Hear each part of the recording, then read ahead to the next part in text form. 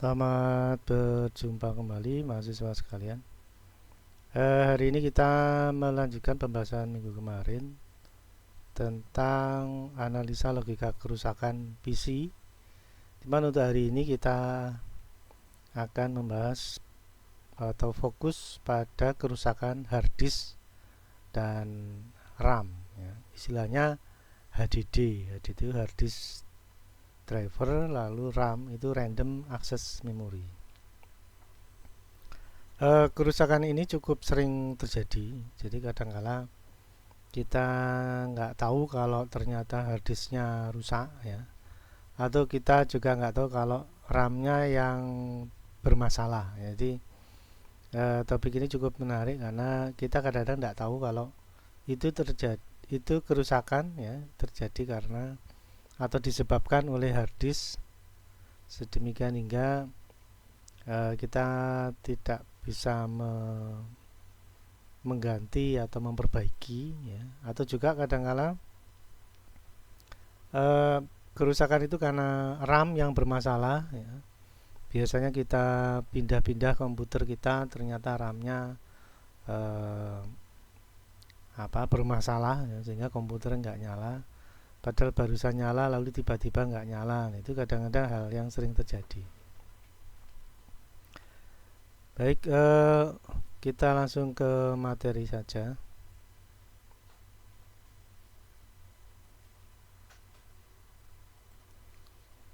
Nah, seperti yang kita biasa lakukan ya. Jadi apapun kerusakannya ya atau apapun masalahnya, kita mesti berpikir jernih ya. Sedemikian hingga kerusakan-kerusakan yang muncul itu bisa kita deteksi, kita antisipasi, indikatornya kita cari, lalu kita tentukan solusinya. Nah, ini hanya bisa kita lakukan bila kita mempunyai pikiran yang tenang ya, pikiran tenang, tidak banyak tekanan ya, pressure. Jadi kita harus fresh pikirannya sehingga ide-ide untuk memperbaiki itu akan selalu muncul.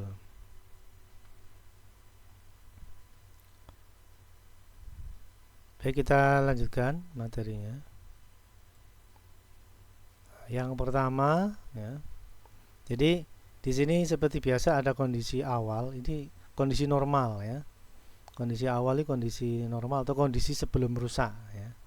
Nah, di sini dijelaskan komputer berjalan seperti biasa dan dapat melakukan booting. Booting itu komputer dihidupkan langsung muncul Windows. Nah, itu booting. Kemudian kondisi yang tidak diharapkan atau kondisi yang tidak normal, tiba-tiba komputer berjalan atau hidup ya, namun tidak dapat melakukan booting atau tidak bisa menampilkan Windows. Nah, ini juga sesuatu yang mungkin membuat kita menjadi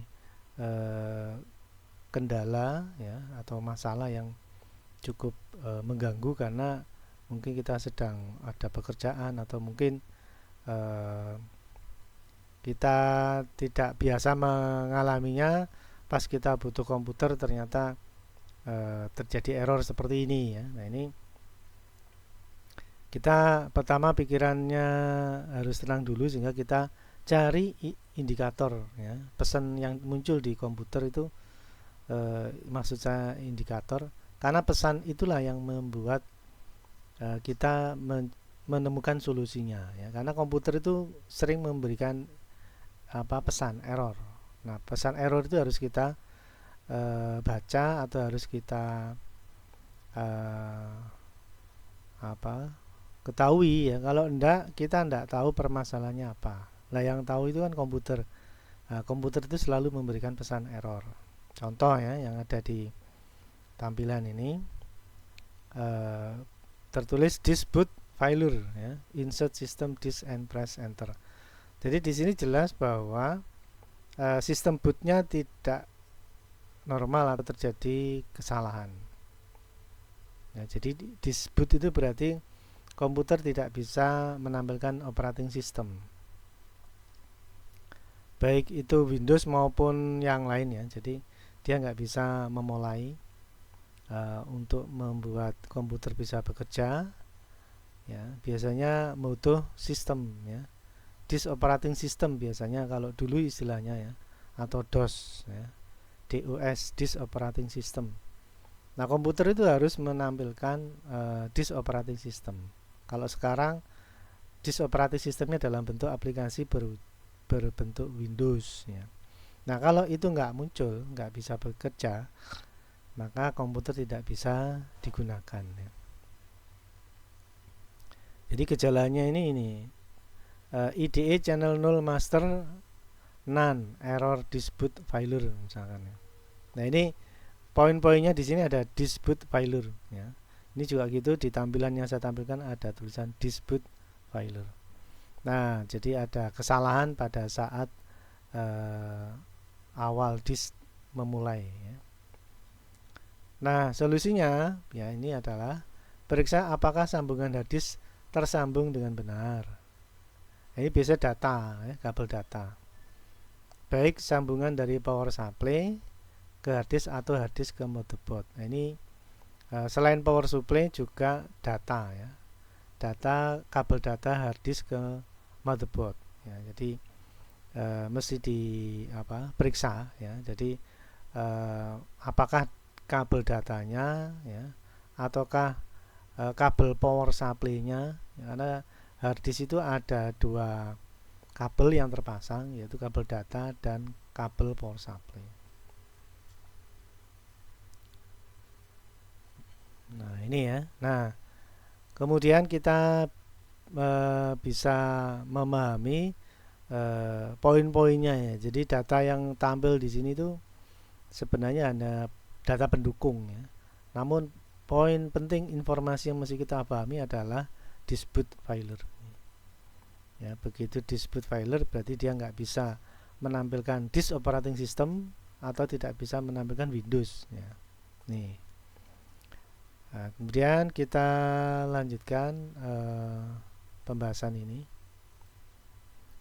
Nah, kita sudah mendapat informasi dari komputer dispute failure.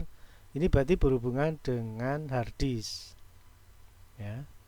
Jadi pesan itu untuk kerusakan hard disk.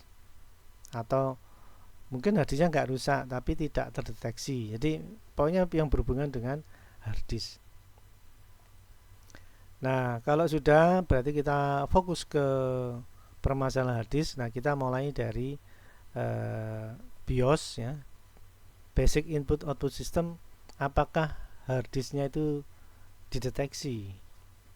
Ya, ini sudah saya tampilkan tampilan BIOS yang saya kasih lingkaran merah ini. Ini menunjukkan bahwa hampir semua posisi di mainboard ya, slot hard disk baik di primary master atau secondary master ya, ini terdeteksi atau tidak terdeteksi hard disk sama sekali, dan biasanya BIOS menampilkan tulisan none. None itu berarti tidak ada. Nah, ini untuk format hard disk paralel atau ATA ya. Tapi kalau SATA sekalipun ya, biasanya juga sama, tidak ada spesifikasi hard disk yang terdeteksi, berarti dia statusnya sama, yaitu none atau tidak ada sama sekali. Ya, jadi indikatornya kalau hard disk nggak kedetek ya ini komputer tidak mengenal ada hard disk, walaupun hard disknya kepasang ya. Walaupun hard disknya kepasang tapi tidak dikenali oleh komputer yang dianggap nggak ada ya, walaupun kepasang tapi dianggap nggak ada.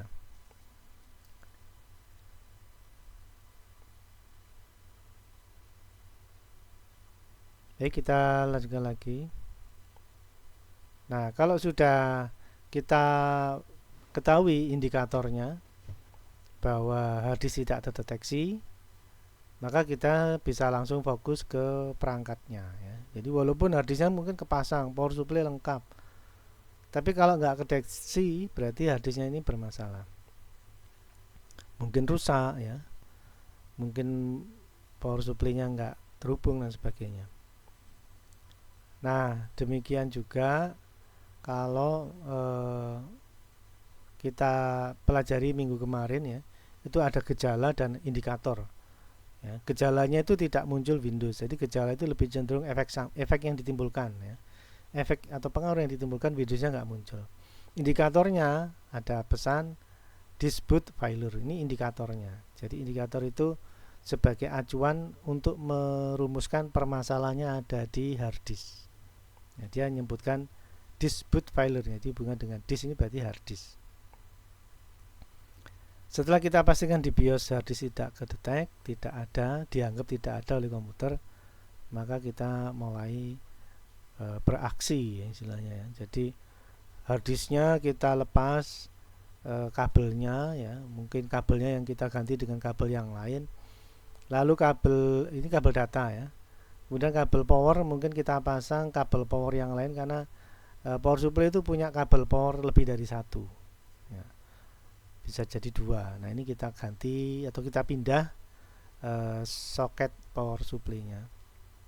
Lalu kabel datanya kita ganti, kita tukar, mungkin pinjam sebentar punya teman ya, pinjam, syukur-syukur punya ya. Jadi kita kasih kabel data ini kebetulan SATA atau serial, kita pasang kabel SATA yang masih normal untuk memastikan kerusakannya ada di mana. Jadi walaupun sudah muncul indikator disk boot failure atau fokus ke hard disk, tapi kita mesti memastikan ini permasalahan di data kabel data ataukah kabel power. Nah ini mesti dipastikan lebih dulu.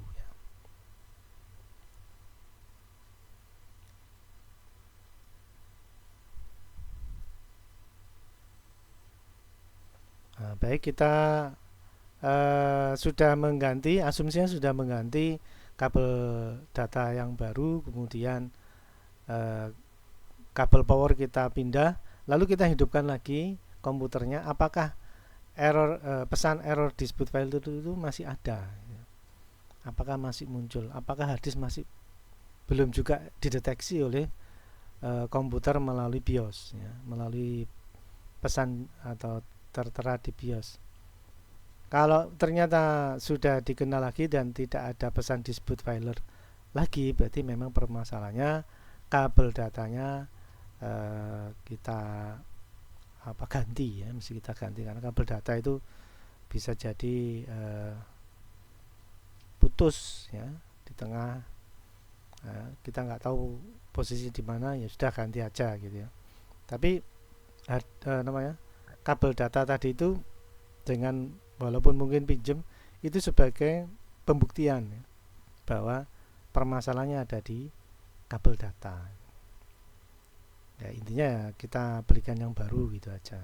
Cuman tadi itu hanya untuk memastikan saja permasalahannya apa mungkin di kabel data gitu ya. Baik, kita lanjutkan lagi. Nah kalau sudah kita terapkan pengetahuan yang kita sudah pelajari sebelumnya ya. Jadi kita membuat analisa logika kerusakan yang terdiri dari dua buah tabel ya, problem solving dan fase problem solving dan fase implementasi. Fase problem solving itu pengamatan ya, mulai dari gejala Windows tidak tampil ya. Lalu ada indikator, ada pesan yang mengarahkan kita ke sebuah kerusakan karena informasinya itu dari komputer sendiri, yaitu disk boot failure, berarti hubungannya dengan hard disk ya, gitu. Lalu kita pastikan juga di BIOS hard disk tidak terdeteksi ya, ini juga indikator juga bahwa hard disk bermasalah ya. Selain pesan di layar tadi disk boot failure, lalu dipastikan lagi ada indikator yang kedua sebagai bukti yang menguatkan ya bahwa hard disk bermasalah, yaitu tidak dikenalinya satupun hard disk yang terpasang. Nah itu sudah fix ya, wah ini pasti di hard disknya. Lalu kita tetap melakukan pemeriksaan, mungkin soketnya ya dibersihkan pakai penghapus pensil biasanya, mungkin karena debu dan sebagainya ya. Soket hard disk ya, kemudian kabel hard disknya mungkin kita pinjem ya, intinya diganti kalau memang benar-benar bermasalah. Kalau enggak ya sudah dikembalikan lagi. Kemudian kalau soketnya sudah dibersihkan, kabel datanya sudah diganti, kok masih tetap dispute failure, ya sudah kita siap-siap ganti harddisk baru. Ya, karena dua aksesoris yang lain sudah kita eksperimenkan tetap saja tidak menyelesaikan masalah, ya sudah berarti harddisknya harus diganti dengan yang baru. Nah, ya ini 3 kemungkinan ya. Mulai dari yang paling gampang ya, pakai penghapus pensil itu kan paling gampang. Yang kedua kabel data, ya ini agak mahal mungkin, syukur-syukur dipinjemi orang ya. Kemudian yang ketiga, ya ini agak mahal banget karena harus ganti harddisk baru ya. Ya, ini memang pilihan, kita coba pilihan yang paling ringan dulu ya. 1, 2, 3. Nah, bila sudah melakukan salah satu di antara 1, 2, 3 ini, harus dicoba ya. Apakah problem solvingnya tercapai, apakah masalahnya terselesaikan ataukah masih tetap ya. Mungkin penghapus pensil dulu dibersihkan, dicoba. Oh, masih dispute failure. Ya sudah kabel data. Ya, kabel data yang masih bagus ya. Dicoba lagi, masih tetap aja dispute failure, ya sudah ganti harddisk. Harddisk kita sudah waktunya untuk diganti berarti. Nah, itu ya. Jadi semua eksperimen didokumentasi lalu diimplementasi. Kalaupun memang harus ganti harddisk ya ganti aja, memang harddisk itu bisa rusak ya. Nah, ini adalah langkah-langkah yang kita mesti lakukan di saat terjadi kerusakan harddisk. Baik, kita lanjutkan lagi. Nah, kalau sudah kita dapati keputusan ya, mungkin ganti harddisk atau mungkin ganti kabel. Nah, ini menjadi sebuah proses untuk memasang kembali ya, sebelum digunakan ya. Ya, ini gambaran tadi saya sebutkan, bersihkan soket, ganti kabel, bersihkan soket, power. Nah, ini tadi sudah saya bahas ya. Ini yang dikasih buletan ini dibersihkan. Ini pakai penghapus pensil untuk membersihkan dari debu ya.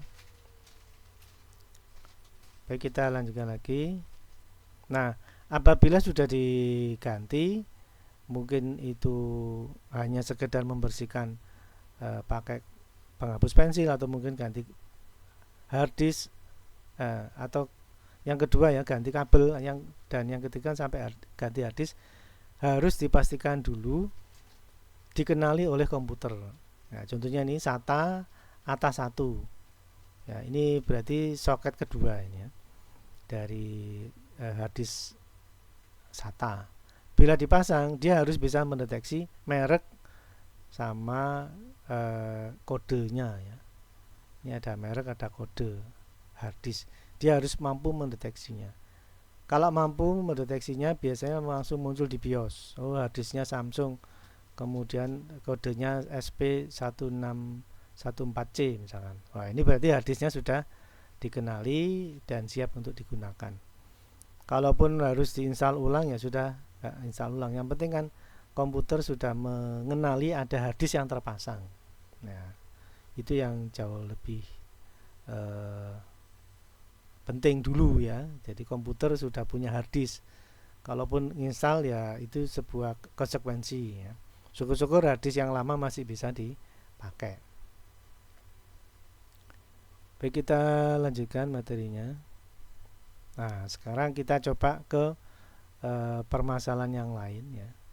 Di sini saya seperti sebelumnya saya tuliskan kondisi awal atau kondisi sebelum problem muncul ya. Lalu kondisi saat ada problem, gejala dan tindakan. Kondisi awalnya komputer berjalan dan dapat melakukan booting normal ya, pokoknya ya, seperti hari-hari sebelumnya. Lalu kondisi tidak normalnya, komputer menyala namun tidak ada aktivitas, sepertinya layarnya gelap ya, hitam, tidak ada muncul Windows, tidak ada ya, bunyi pip yang enggak ada, tulisan apapun juga enggak ada ya. Nah, ini komputer menyala karena indikator powernya tampil atau menyala. ini power LED-nya nyala, ya. Biasanya berwarna uring biasanya. Jadi dia tidak terhubung dengan komputer.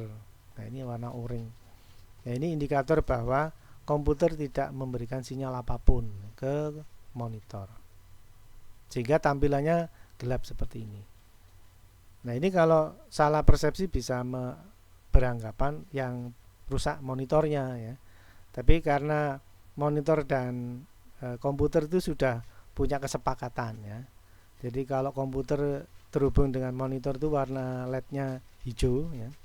Kemudian kalau komputer dengan monitor kok nggak ada komunikasi di antara keduanya, maka LED power menyala orange atau kuning, ya. Ya sudah, itu berarti indikator terjadi permasalahan di komputer, ya. Ini lampu di motherboard menyala, salah satu monitor tidak menyala, dan suara bip yang panjang. Oh, ini kebetulan untuk eksperimen kita hari ini adalah bip panjang. Bip panjang ini biasanya kerusakan pada RAM. Nah, ini ya. Jadi kita asumsikan ada kerusakan RAM, dan biasanya kalau RAM bermasalah itu terdengar bunyi bip panjang. Ya, jadi kalau sudah muncul indikator bip panjang, berarti kerusakan pada RAM. Ya. Nah, ini periksa apakah RAM sudah terpasang dengan benar. Apabila ada kesalahan, maka ganti modul RAM. Nah, ini mesti diurai, ya, lebih jauh melalui logika analisa kerusakan hardware. Ya, coba saya lanjutkan lagi. Nah, ini kita masuk ke area RAM karena sudah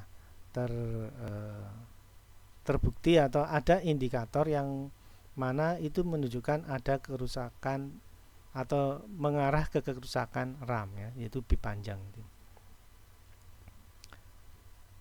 Nah, bisa juga bip panjang tidak terdengar, itu juga biasa RAM juga, ya. Jadi komputer tidak menyala babar blast, itu bisa ada bunyi bip, bisa enggak. Maka biasanya kita lakukan adalah fokus di RAM.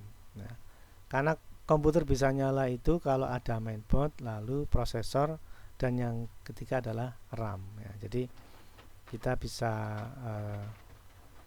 memeriksa lebih dulu RAM bila tidak ada respon sama sekali dari komputer.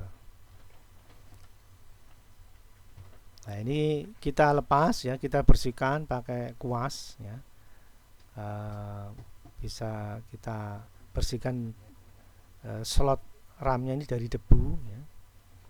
Dibersihkan dulu, baru kita bersihkan juga yang lain. Nah, dari sini sudah kita bisa mengisi tabel logika analisa kerusakan, fase problem solving, dan fase implementasi. Ya, mulai dari gejala komputer tidak berfungsi, ya, komputer gelap. Lalu indikatornya adalah selain layar gelap adalah suara bip panjang. Ini suara bip panjang ini sebagai indikator RAM bermasalah. Nah, sudah, kita langsung fokus ke RAM. RAM-nya dibersihkan, soket RAM-nya dibersihkan, ya. Kalaupun RAM-nya dibersihkan masih tetap aja suara bip panjang, mungkin RAM-nya yang diganti. Nah, indikatornya adalah kita pastikan RAM-nya itu sudah tepat atau sudah normal atau sudah baik, ya, melalui power on self test. Kalau power on self test kok tetap, ya, jadi bunyi bip panjang, komputer tidak merespon, ya, ataukah saat power on self test normal, jadi muncul Windows dan sebagainya. Jadi ada dua kemungkinan ini. Saat melakukan power on self test tetap layar gelap ataukah muncul Windows, ya. Ya, ini nanti didokumentasi apa yang terjadi, ya. Kalau power on self test saat hidup pertama kali kok tetap bip panjang, ya sudah, RAM-nya diganti aja. Wong sudah dibersihkan, debu juga sudah dibersihkan, ya sudah.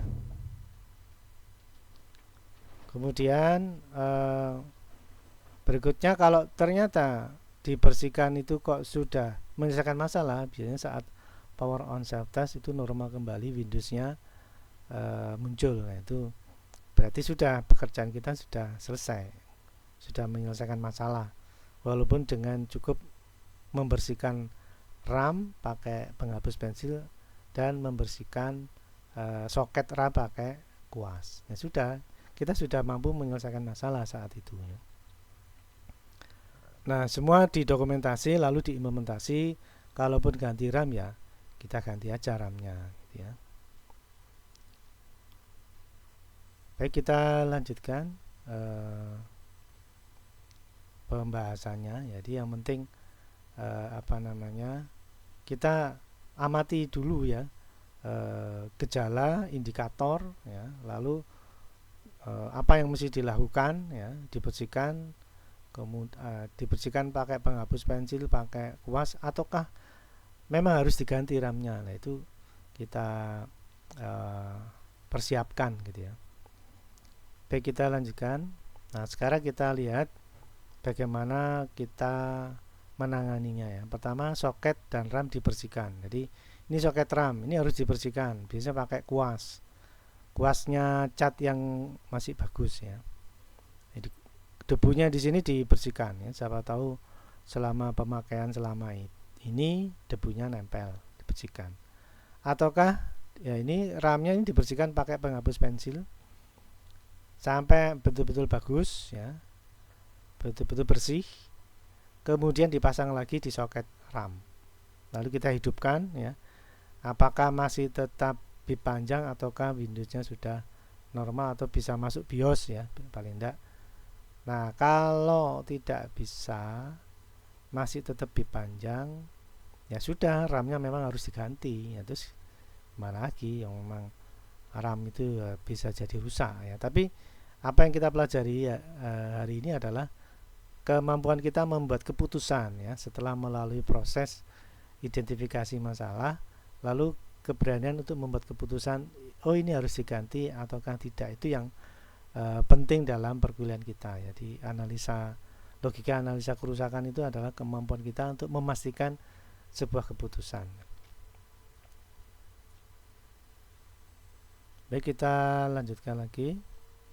Nah, setelah kita putuskan misalkan ganti RAM, atau mungkin awal aja kita bersihkan pakai penghapus pensil, indikator keberhasilan itu harus ada ya. Jadi kalau memang RAM lalu muncul BIOS, lalu di sini terdeteksi jumlah atau kapasitas RAM, oh berarti RAM-nya sudah normal kembali ya, bisa dipakai, bisa kedeteksi, bisa dipakai oleh komputer. Nah, kemudian kalaupun kita harus ganti RAM, ya kita juga dipastikan dulu apakah RAM yang baru itu kita pasang lalu dideteksi oleh komputer ya, karena bisa jadi RAM-nya itu tidak cocok ya. Ada beberapa komputer yang RAM-nya itu khusus, pengetahuan khusus itu menyesuaikan kecepatan misalkan. Jadi dipastikan dulu RAM-nya diganti, harus kedetek dan harus menunjukkan kapasitas RAM-nya. Ini berarti RAM-nya bisa dipakai. Jangan sampai kita pasang RAM ternyata tidak kedetek ya dan sebagainya ya. Bisa jadi RAM-nya memang kecepatannya lebih rendah dari komputer, itu biasanya nggak kedetek. Nah, jadi dipastikan dulu kalau memang RAM baru ya mestinya kedetek dan bisa muncul kapasitas RAM yang terpasang. Nah, kalaupun kita dapati RAM dengan nilai yang beragam, kita kadang-kadang nggak ngerti ya. Nah, ini saya tuliskan di bawah ini. Jadi RAM itu adalah perkalian antara 1 kilonya RAM dengan 8 bit, karena dasar data digital itu 8 bit. 8 bit itu berarti 8 kemungkinan ya. Nah, tinggal dikalikan dengan 1000-nya memori, itu 1024. Nah, sehingga kalau misalkan kita pasang lalu kedetek 8192 MB ya, Nah ini kan kok kayaknya 8 giga ditambahi sedikit. Ini sama penjualnya mungkin ditambahi sedikit, bukan ya. Jadi perkalian dari sini 1000-nya itu kan 1024 kali 8, maka didapati 1024 kali 8 tuh ini 8192. Ini sama dengan 8 giga. Jadi memang karena faktor pengalinya itu ketambahan 24 ini akhirnya ada lebih ya, tidak bulat seperti 1000 kali 8 misalkan, tapi karena ada 24-nya maka ada faktor pengalinya yang mungkin nilainya menjadi lebih dari 8 atau lebih dari 8000 itu ya. Nah, kalau kita sudah pastikan indikatornya sudah terpenuhi, berarti pekerjaan kita sudah selesai ya. Kita akan bisa melanjutkan pekerjaan kita dengan RAM yang baru. Baik, saya kira itu yang bisa saya sampaikan untuk pertemuan kali ini, yaitu kerusakan di hard disk dan RAM ya. Semoga bisa bermanfaat dan semoga kita bisa selalu sehat ya, menjaga kesehatan. Saya ucapkan sekian, terima kasih.